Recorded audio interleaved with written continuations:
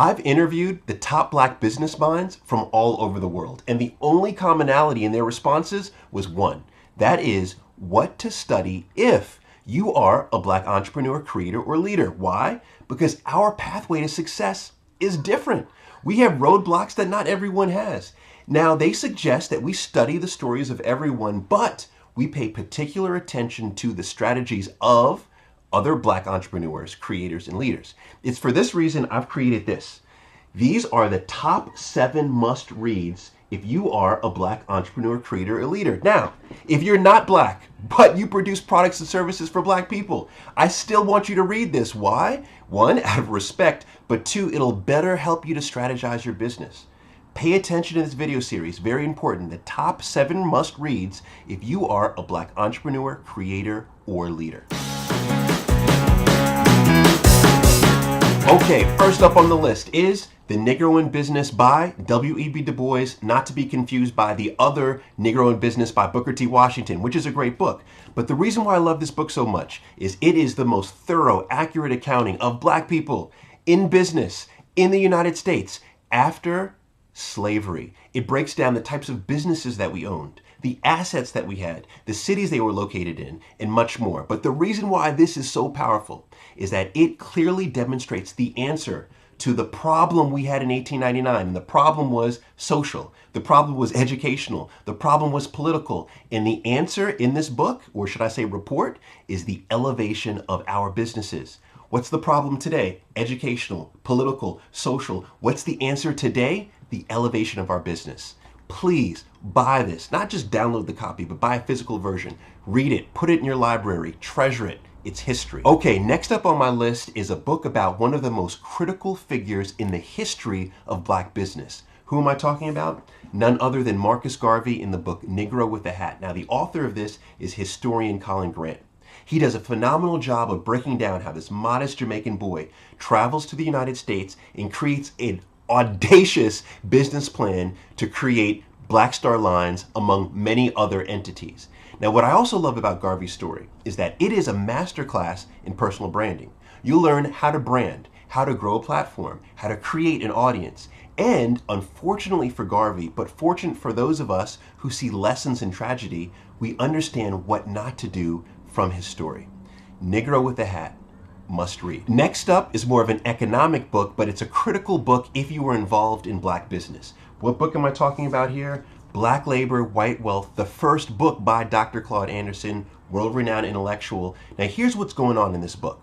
Dr. Claude Anderson tracks how slavery, Jim Crow policies were used to steal black labor and use that black labor to create the supernation that we call the United States. But what's most interesting to me about this book is it's also a blueprint on how Africans everywhere can actually empower ourselves through economic means. This is a must-read.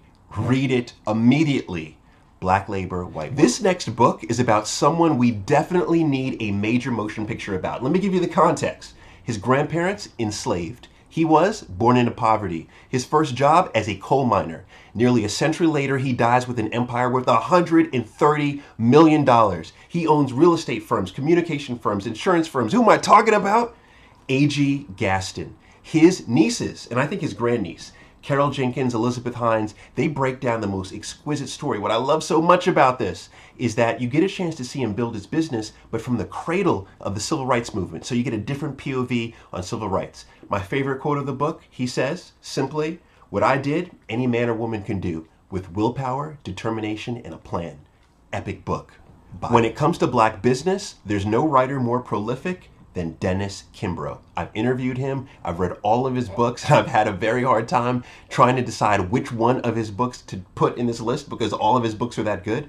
But I've decided to go with this one, The Wealth Choice. Why? Because it is well researched. Over 7 years of research went into this book where he interviews hundreds of black millionaires and he distills down what he considers to be the 7 laws that he got from people like Sheila Johnson, people like Bob Parsons, people like T.D. Jakes. 7 laws that no matter what your disadvantage is, whether it's racial, socioeconomic, geographic, whatever the disadvantage is, that you can apply to win.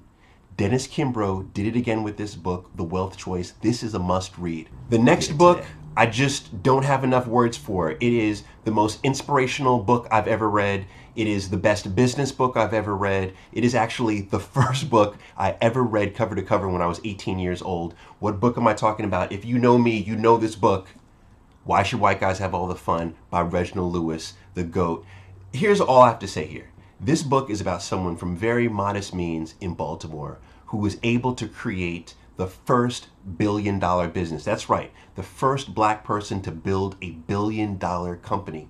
He lays out the blueprint, and the blueprint is all about discipline. If you need a strategy, if you already have the intellect, but you need a strategy to execute, read this book. It'll get you to the promised land. Last book may be a surprise to some folks. What is it?